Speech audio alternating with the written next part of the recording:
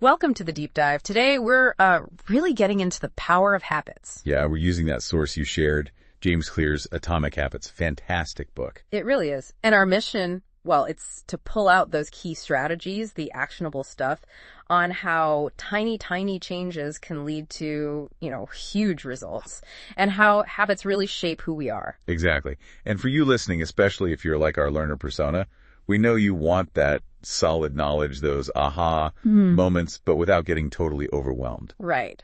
No information overload here. We're aiming for quick, thorough, and hopefully pretty insightful. So let's just jump right in. Sounds good. And Atomic Habits really grounds itself in a very powerful personal story from Clear himself. It does. He starts way back in high school, sophomore year, and this moment just changed everything for him. He got hit square in the face with a baseball bat during practice. Yeah, not just a little tap. A teammate swung, the bat slipped. And the impact was, well, severe doesn't really cover it. Broken nose, multiple skull fractures, both eye sockets shattered.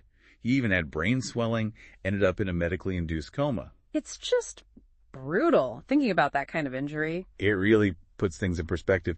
And the recovery was incredibly long, months just to get back basic functions. But through it all, he still held on to that dream of playing baseball. Which is amazing in itself. But then his comeback wasn't like some movie montage, right? Not at all. He worked so hard to get back, but when the season started, he was the only junior cut from the varsity team. Had to play with the sophomores. Ouch. He talks about how humiliating that felt, especially after everything he'd been through, just sitting in his car, feeling defeated. Yeah, and this is key, he didn't give up. He eventually made varsity as a senior, didn't play a whole lot, but that belief in himself, it was still there. And he realized he had to take charge, that if things were going to change, it was up to him. Precisely.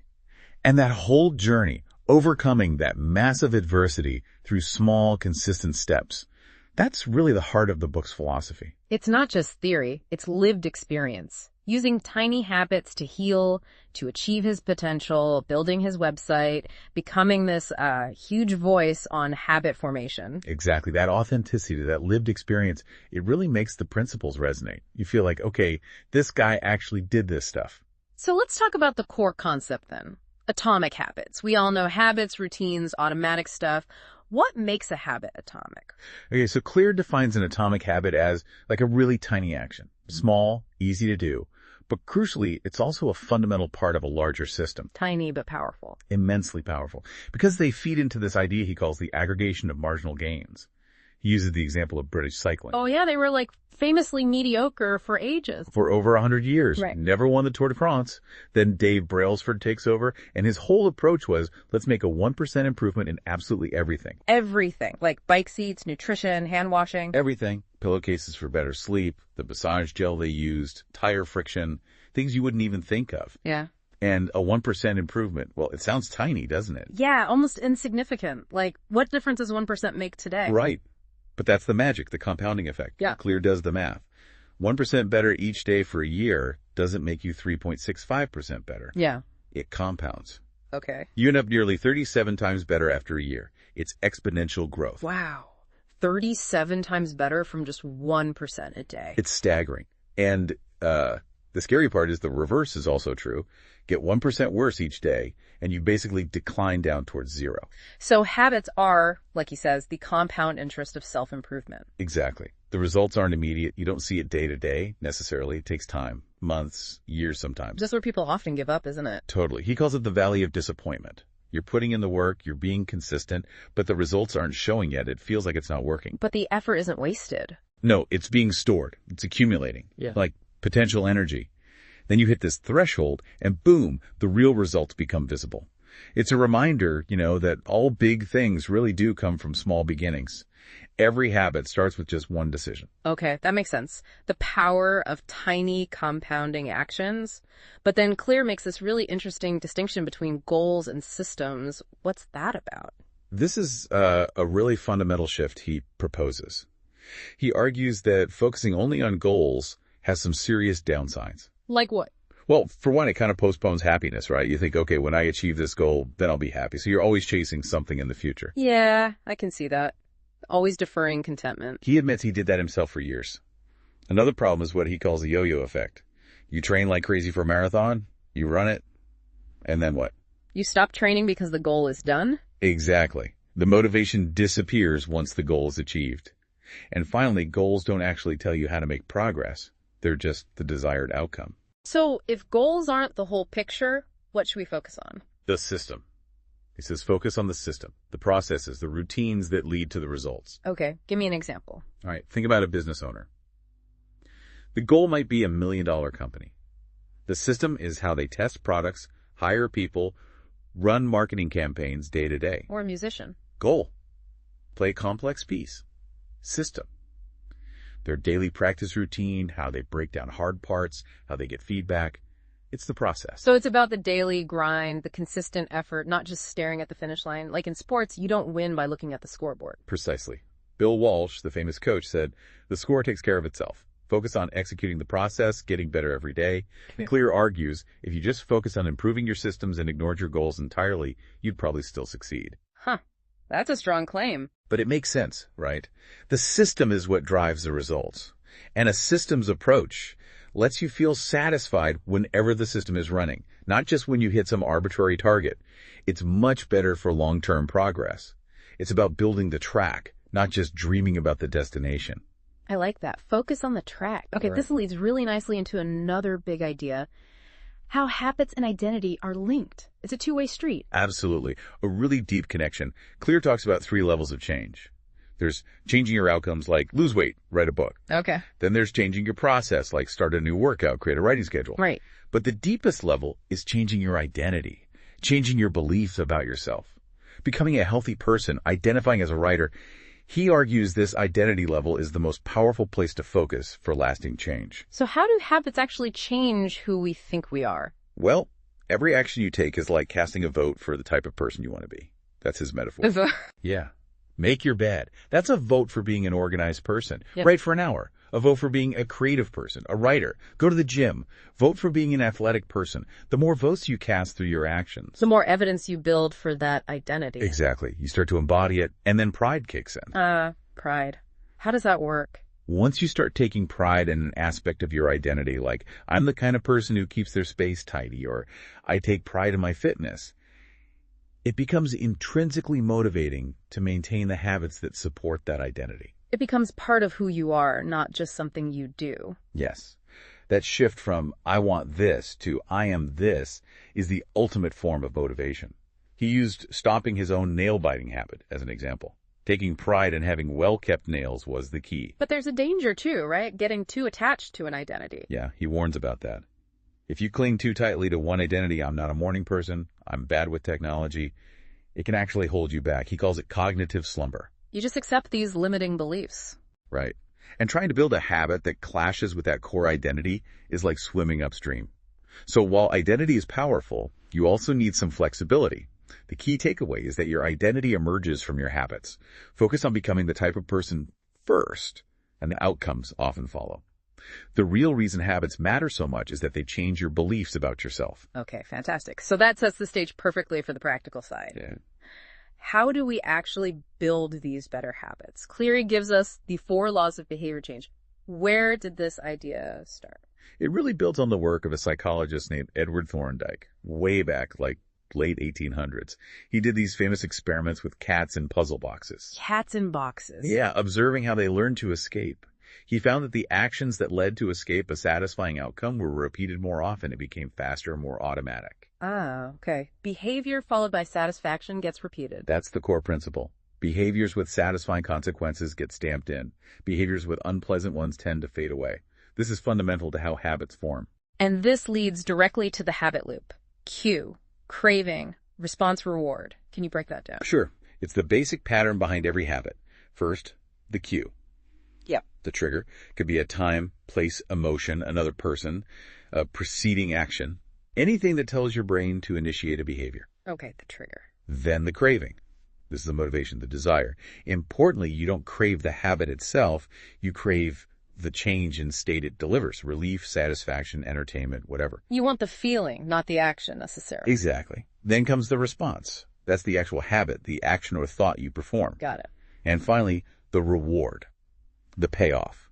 It satisfies the craving and, crucially, teaches your brain, hey, this loop was worthwhile.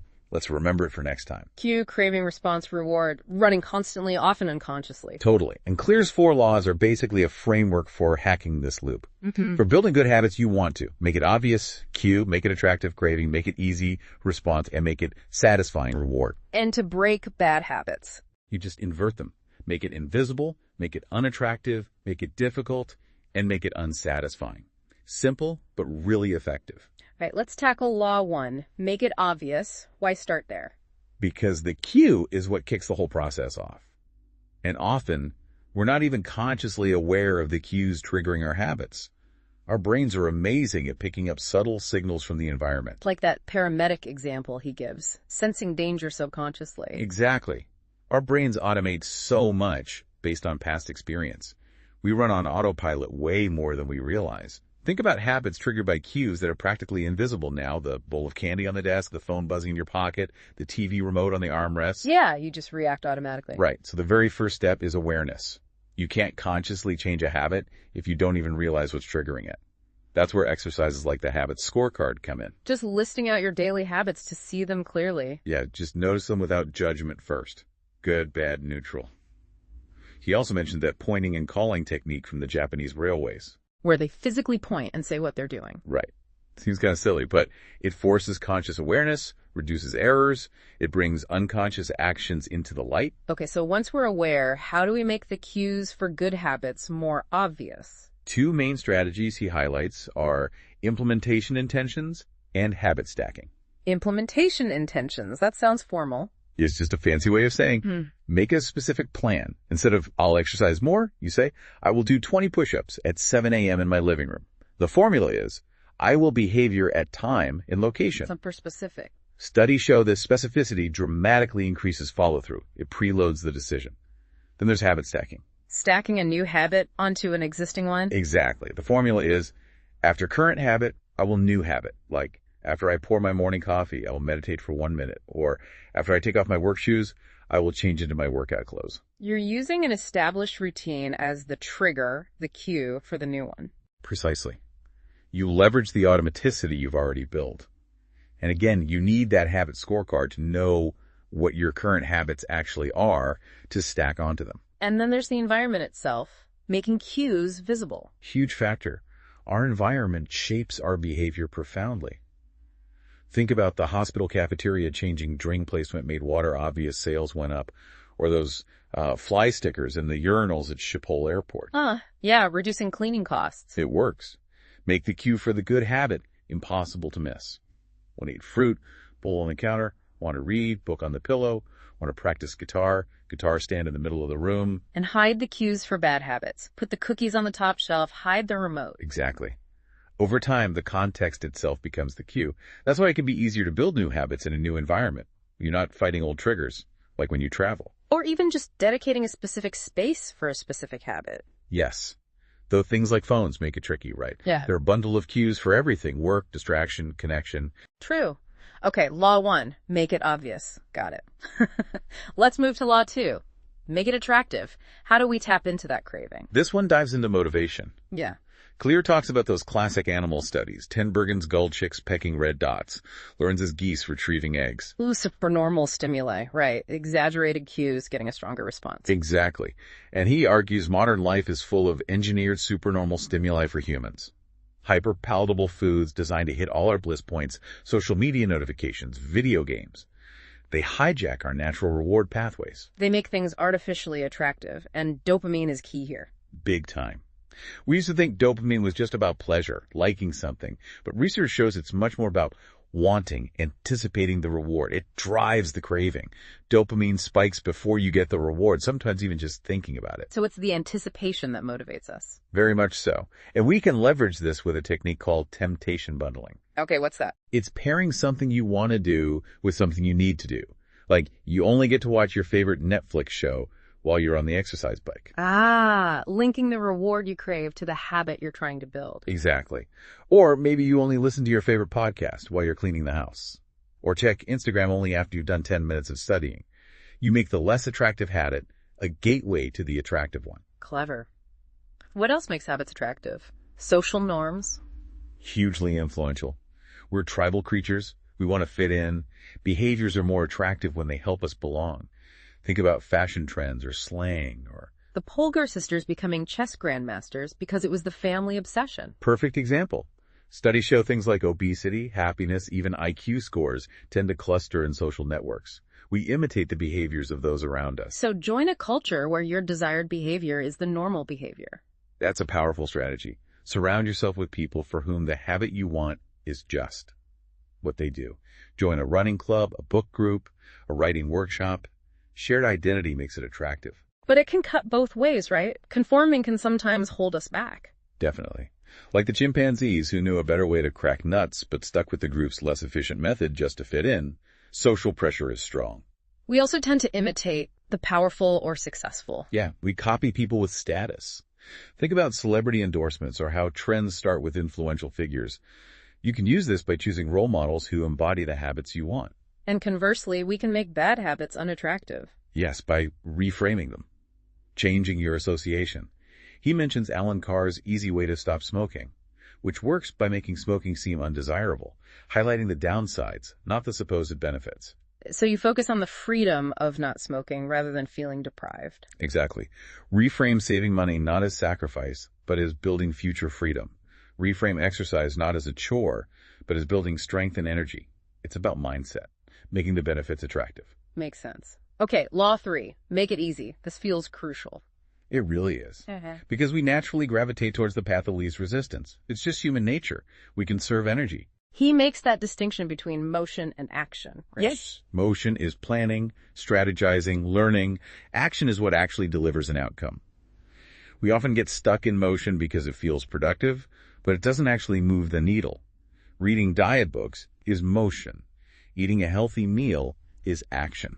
And habits are formed through action, through repetition. Exactly. Repetition is how habits become automatic. It literally rewires your brain. Hebb's law, neurons that fire together wire together. The more you do something, the stronger that neural pathway gets, the less effort it requires. Like musicians' brains changing, or taxi drivers. Yeah, their brains physically adapt. Practice makes the pathway smoother, more efficient, like walking the same path in the snow over and over. So how do we use this law of least effort for good habits? By reducing friction. Make the good habit the easiest possible option.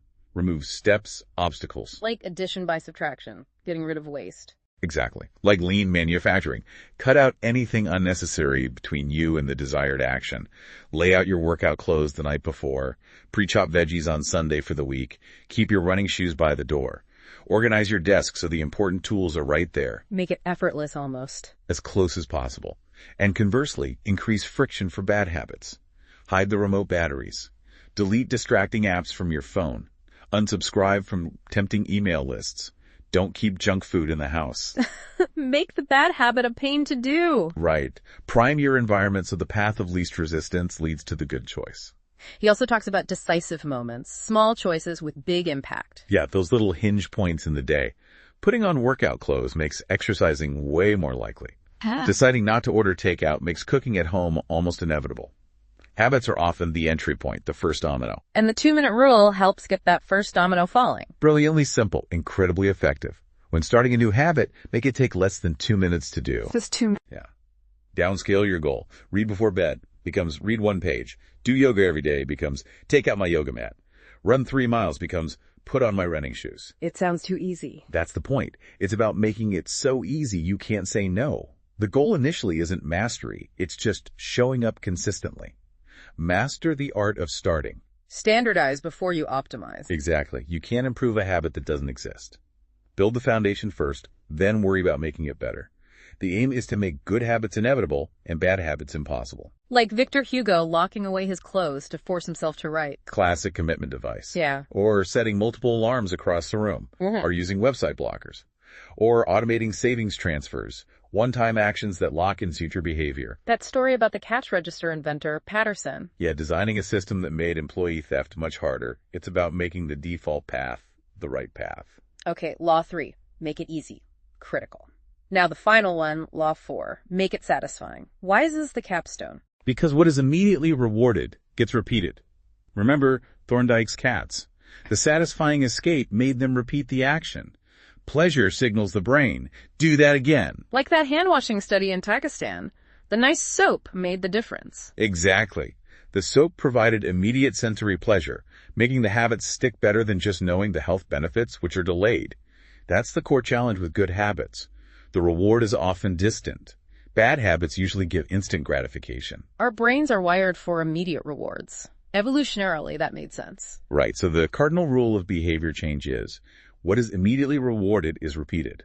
What is immediately punished is avoided. We need to find ways to inject immediate satisfaction into good habits. How if the real reward is far off? Find a way to feel successful right now, even in a small way. Maybe track your habit. Put an X on a calendar each day you do it. That visual progress feels good. Like Jerry Seinfeld's don't break the chain method. Classic example. Seeing that unbroken chain is satisfying. It creates its own reward. Habit trackers make progress obvious, attractive, motivation, and satisfying. What about avoiding bad habits? How do you make that satisfying? Make the avoidance itself rewarding. Like set up a special savings account for something you want. Every time you resist buying takeout, transfer the money you saved into that account. You get an immediate reward for your restraint. Turning avoidance into an accomplishment. Nice. What about slip-ups? The never miss twice rule. Crucial. Missing once is an accident. Missing twice is... That's possible. Perfection isn't the goal. Consistency is. Showing up, even if it's imperfectly, is better than doing nothing.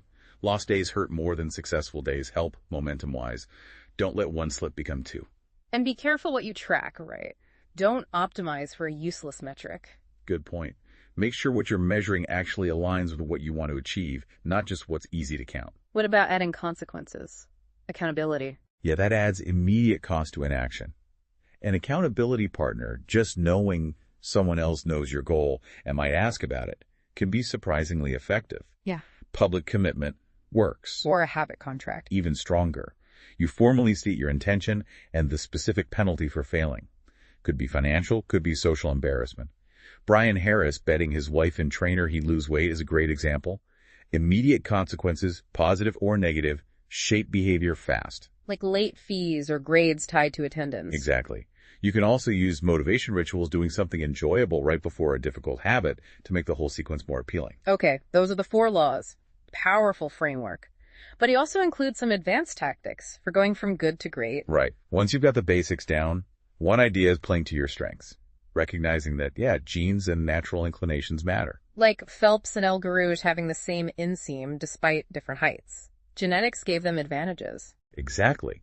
It doesn't mean hard work isn't needed, but aligning your habits with what you're naturally suited for makes things easier and more enjoyable.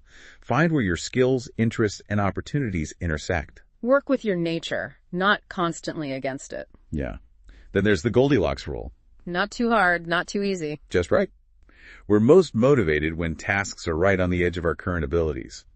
Challenging enough to be interesting, but not so hard, we get discouraged. But what happens when you get good? Doesn't it become routine, maybe boring? That's the biggest threat to long-term success. Boredom. Mastery requires practice, but practice can become monotonous.